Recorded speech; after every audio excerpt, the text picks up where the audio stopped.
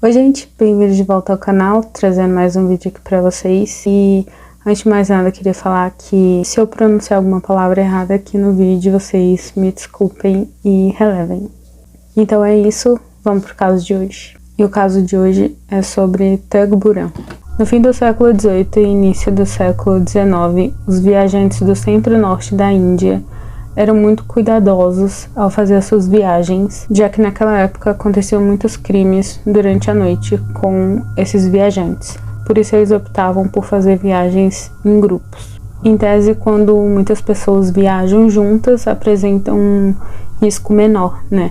Só que naquela época isso não funcionava, já que uma grande quantidade de pessoas acabava desaparecendo durante essas viagens. E naquela época havia uma gangue que aterrorizava as estradas durante a noite, que se chamava Thug, e ela era liderada por Thug Burhan Jemedar, que também era mais conhecido como o Rei dos Bandidos. E ao longo da história eu decidi chamar ele de Jemedar, porque eu achei muito mais fácil. E é isso, então agora vamos direto ao ponto.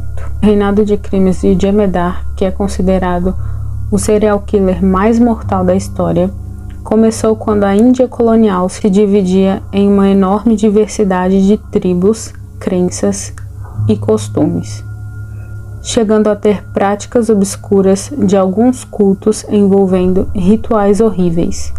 E com a fome, doenças e a pesada carga tributária pairando sobre a Índia, fez com que muitos chegassem à extrema pobreza e recorressem ao crime. Então era fácil conseguir aliados naquela época que estavam dispostos a matar. Jemedar liderou um grupo criminoso que adorava a deusa da morte, Kali.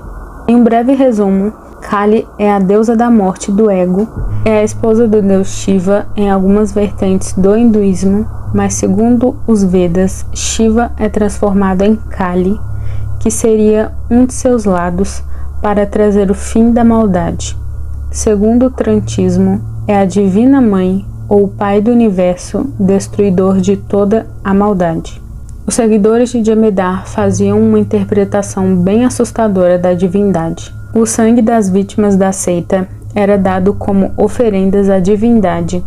Como vocês já imaginam, eles ofereciam oferendas em abundância. E como eu falei no começo, eles acabavam fazendo muitas vítimas nas estradas, raptando esses viajantes. Então, eles abordavam os viajantes nas estradas, fingindo ser comerciantes ou intérpretes, e quando as pessoas caíam na lábia deles, eles davam início ao crime. Então, um dos homens segurava os braços da vítima e outro homem segurava as pernas. Enquanto isso, um terceiro homem vinha com um pano e enrolava no pescoço da vítima e estrangulava ela até a morte. Então, depois de matarem as vítimas, eles roubavam seus pertences e, como eu falei antes, eles finalizavam tudo oferecendo o sangue das vítimas para a deusa Kali. Segundo o livro de Mike Dash sobre o culto indiano, Jemedar teria sido responsável por 125 destes 900 e poucos assassinatos. Não existe uma informação concreta sobre o ano em que Jemedar nasceu, mas estima-se que foi por volta da década de 1760, no norte da Índia. E como muitos outros criminosos, ele pode ter sido criado dentro da própria gangue, na qual acabou virando líder. E a criminalidade na época era hereditária, ou seja, passada de pai para filho. E o Jemedar era um criminoso muito habilidoso. Ele sempre carregava um pano amarrado na cintura que ele usava para cometer os seus crimes. E ele costumava usar um medalhão na hora de cometer o crime. Ele arremessava o medalhão no pomo de Adão da vítima, fazendo com que a pressão do pano fosse reforçada na hora do crime. Estima-se que os crimes do Jemedar ocorreram entre 1790 e 1840. Na década de 1830 para 1840, a onda de crimes da gangue estava chegando ao fim. Os britânicos que colonizaram a região começaram a fiscalizar os thugs. No início, os colonos não davam muita importância para as estradas e as áreas pouco povoadas, porque de início eles estavam mantendo foco nas grandes cidades.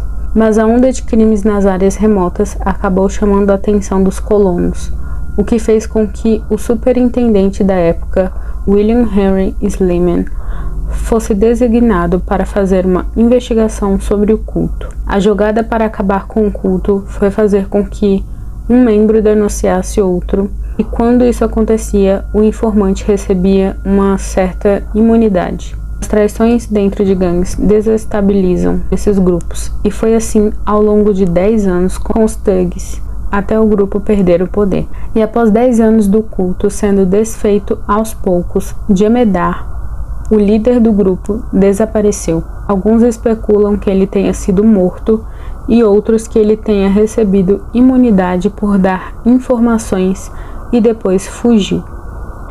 E como a gangue acabou ficando sem líder, ela foi extinta.